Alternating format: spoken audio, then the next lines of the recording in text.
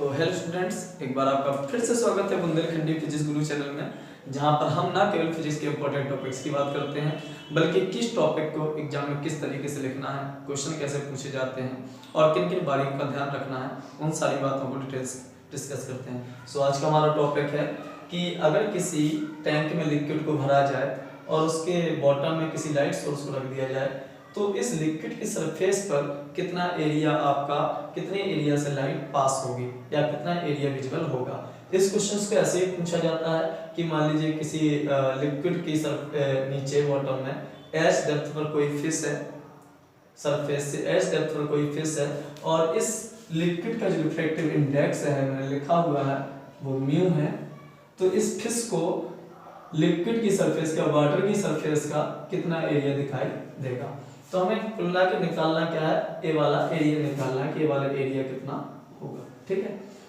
अच्छा, एरिया दिखने के लिए जो जरूरी कंडीशन है वो ये है कि जब मैं अब देखिए आपके चाहे आई फिश हो या कोई लाइट सोर्स हो, बात एक है, मैं बार बार अब लाइट सोर्स यूज करके चल रहा हूँ। मैंने कंसीडर कर लिया कि यहाँ पर कोई लाइट सोर्स है जिसके लिक्विड की सरफेस से डेप्थ है वो एच है, कहाँ पर उस लिक्विड में जिसका रिफ्रैक्टिव इंडेक्स एयर के रिस्पेक्ट में म्यू है। तो जब यहां से लाइट जाएगी तो इसके इधर की ओर जाना चाहिए, डेंसर से रेयरर में जा रही है, नॉर्मल से दूर हटेगी। अब सरफेस का एरिया ही दिखे इसके लिए जरूरी कि जो लाइट है वो दूसरे मीडियम में जाए ही ना, बल्कि इसी सरफेस पर फैल जाए, यानी जो लाइट थी वो इधर ना जाकर इस वाली सरफेस पर फैल जाए। ऐसा कब होगा? जब एंगल ऑफ रिफ्लेक्शन क्या हो जाएगा, 90 डिग्री हो जाएगा। एंगल ऑफ रिफ्लेक्शन 90 डिग्री कब होगा? जब जो लाइट रे इंसिडेंट हो रही है एक किस एंगल पर इंसिडेंट हो, क्रिटिकल एंगल पर। सो अगर बात हो रही है सरफेस पर एरिया देखने की, तो आपके दिमाग में ये बात सेट होनी चाहिए कि लाइट रे दूसरे मीडियम में नहीं जा रही है बल्कि इसी की सरफेस पर फैल जा रही है, यानी जो एंगल ऑफ रिफ्लेक्शन है लाइट इस मीडियम में जा रही थी वो कितना हो गया, 90 से रिफ्लेक्ट होगी। और अगर एंगल ऑफ रिफ्लेक्शन 90 डिग्री है तो आपका जो एंगल ऑफ इंसिडेंस होगा वो कौन सा एंगल होगा, क्रिटिकल एंगल होगा। इतना सा इसका कॉन्सेप्ट उसको याद रखिएगा। सो हमें क्या निकालना है, इसका एरिया निकालना है। तो हमने कहा सर एरिया तो आपका होता है, एरिया क्या हो जाए, सिंस एरिया इक्वल टू हो जाए क्या, पाई आर स्क्वायर। यानी अगर हमें ये रेडियस पता चल जाए, इस सर्कुलर पार्ट के हमें रेडियस पता चल जाए तो हम इसके एरिया को फाइंड कर सकते हैं।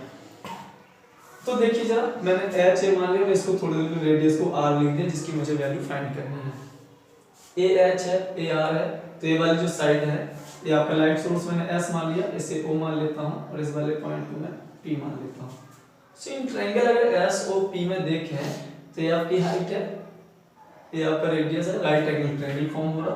तो जो आपका ओ पी एस साइड है हाइपोटेन्यूज बन जाएगी। पाइथागोरस थ्योरम से मैंने इसकी वैल्यू निकाली, क्या आ जाएगी, root of H square plus R square. मैंने कहा कि आपके एंगल ऑफ इंसिडेंस पता है कितना है, क्रिटिकल एंगल के इक्वल। तुमने कहा सब पता नहीं है, ये तो आपने बताया है आईसी है, तो फिर वही नहीं पता है तो इसको निकालने की कोशिश करते हैं। अच्छा, अगर ए एंगल आईसी है तो ये वाला एंगल भी क्या होगा, क्रिटिकल एंगल के इक्वल होगा। कैसे? अल्टरनेट एंगल, ए भी मैंने परपेंडिकुलर ड्रॉ किया है और हाइट भी परपेंडिकुलर भी है। सो जब इस तरीके की कोई ज्योमेट्री शो होती है तो इसे नाम हम कह देते हैं अल्टरनेट एंगल। इस तरीके से क्या हो जाते हैं, इक्वल हो जाते हैं। ठीक है। सो चलिए शुरू करते हैं। चूंकि हम रिलेशन जानते हैं क्रिटिकल एंगल का और रिफ्रैक्टिव इंडेक्स का। रिफ्रैक्टिव इंडेक्स गिवन है, कोई क्रिटिकल एंगल गिवन नहीं है, हाइट गिवन है और रिफ्रैक्टिव इंडेक्स, बाकी आपको निकालना क्या है, आर। सो सबसे पहले आप ज्योमेट्री सुन लीजिए, आर है, ए एच है, तो आपका H square plus R square हो जाएगा। क्रिटिकल एंगल ही होगा तभी शो होगा। सो चलिए शुरू करते हैं। सिंस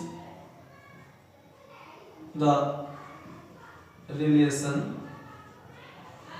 बिटवीन, किसके बीच का relation, refractive index with critical angle. क्या होता है रिफ्रैक्टिव इंडेक्स का, म्यू इक्वल टू होता है स्नेल्स लॉ से, स्नेल्स लॉ नहीं बल्कि क्रिटिकल एंगल का जो रिलेशन निकला था वो क्या था, 1 sin आईसी निकला था भाई। म्यू के मैंने sin आई नहीं पता है, हम ये सब काम किसके लिए करें, क्रिटिकल एंगल पता करने के लिए। ठीक है, तो sin आईसी की वैल्यू निकाल लेते हैं। तो since in triangle O P S जो sin थीटा है यानी आईसी वो क्या हो जाएगा, परपेंडिकुलर, अब थीटा ये नहीं बल्कि थीटा ये होगा, परपेंडिकुलर क्या हो जाएगा, ओपी अपॉन हाइपोटेन्यूज, हाइपोटेन्यूज क्या हो जाएगा, P S. So sine I C is equal to क्या हो जाएगा आपका ओपी। ओपी की जगह मैंने क्या लिखा है आर, जिसकी वैल्यू हमें फाइंड करनी है, और पी एस की जगह क्या है आपका ये वाली चीज। कैसे आया पता है आपको, एच आर पाइथागोरस थ्योरम से आ चुका है। सेव हो जाएगा H square plus R square. आप इस वैल्यू को पुट कर दीजिए। हमें करना क्या है, एच पता है, म्यू पता है, आर निकालना है। सो इसको हटाते हैं साइन को, साइन की जगह क्या लिख देते हैं R upon root of H square plus R square. और भाई रूट से तुम्हें भी डर लगता है, मुझे भी डर लगता है, तो इस रूट को हटाइए। खैर इसको फिर आप लिख क्या सकते हैं, म्यू इक्वल टू अपॉन के नीचे अपॉन है, ऊपर चला जाएगा root of H square plus R square upon R. Root को हटाइए, कैसे हटेगा, स्क्वायरिंग बोथ साइड। जब आप स्क्वायर करेंगे तो क्या हो जाएगा, mu square is equal to हो जाएगा, रूट गया ये हो जाएगा H square plus R square, नीचे तो सिंगल आर था तो ये भी हो जाएगा आर स्क्वायर।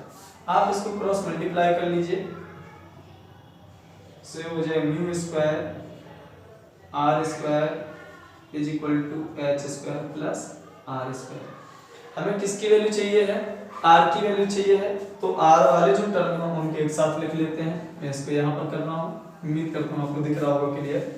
सर क्या हो जाएगा, म्यू स्क्वायर आर स्क्वायर ये पहले से था, इस वाले आर को इधर ले आया तो क्या हो जाएगा भाई माइनस हो जाएगा, इज इक्वल टू क्या बचा यहाँ केवल एच स्क्वायर बचे, प्लस का आर स्क्वायर इधर आके क्या हो गया माइनस हो गया।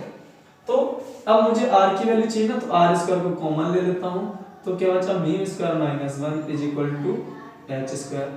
सो जो रेडियस का स्क्वायर हो जाएगा सर्कुलर पाथ का, वो क्या हो जाएगा H square upon mu square minus 1।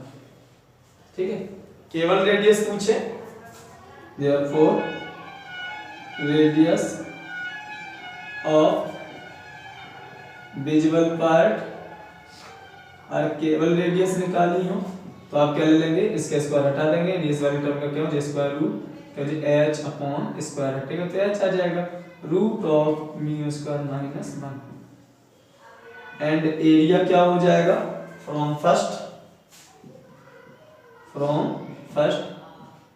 Area क्या हो जाएगा, ए इज इक्वल टू, देखिए क्या था एरिया, अरे फॉर्मूला पता है ना आपको, एरिया क्या होता है पाई आर स्क्वायर होता है ना, तो एरिया की जगह पाई तो पाई रहेगा, और आर स्क्वायर की आपको वैल्यू पता है कितनी, आर स्क्वायर की वैल्यू, आर स्क्वायर की जो आपकी वैल्यू है और पहले निकाल जो कितनी है H square upon mu square minus 1। सो इस तरीके से आपका एरिया हो जाएगा। सो सिंपल सी बात थी, कोई इसमें डिफिकल्ट बात तो है नहीं कि हमें ये हाइट दी होगी कि कितनी हाइट पर लाइट सोर्स या कोई फिश है और किस लिक्विड में उसके रिफ्लेक्टिव इंडेक्स दिया होगा। हमें निकालना होगा क्या, कितना एरिया से लाइट पास करेगी, कितना एरिया किसके द्वारा देखा जाएगा।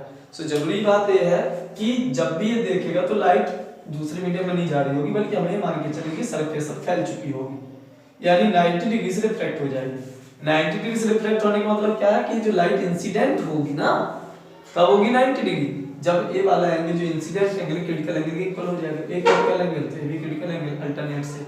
हाइट गिवन है, मैंने radius of circular path r मान लिया जिसको फाइंड करना है। सो बाय रिफ्रैक्टिव इंडेक्स और क्रिटिकल एंगल को रिलेशन लगा दिया, साइन की वैल्यू ट्रिग्नोमेट्री यूज करके थोड़ा सा पुट कर दी, यहाँ से आपका इक्वेशन सॉल्व हो गया। r वाले टर्म को मैंने एक साथ लिख दिया, r आ जाएगा आपका, r को मैंने पुट कर दिया, एरिया हो गया। सो उम्मीद करता हूँ बेटा आप सबको समझ में आया होगा। बाकी अगर आपके लिए वीडियो हेल्पफुल है तो लाइक जरूर करिए और अपने फ्रेंड्स को भी शेयर करिए और सब्सक्राइब भी करिए चैनल को। Thank you.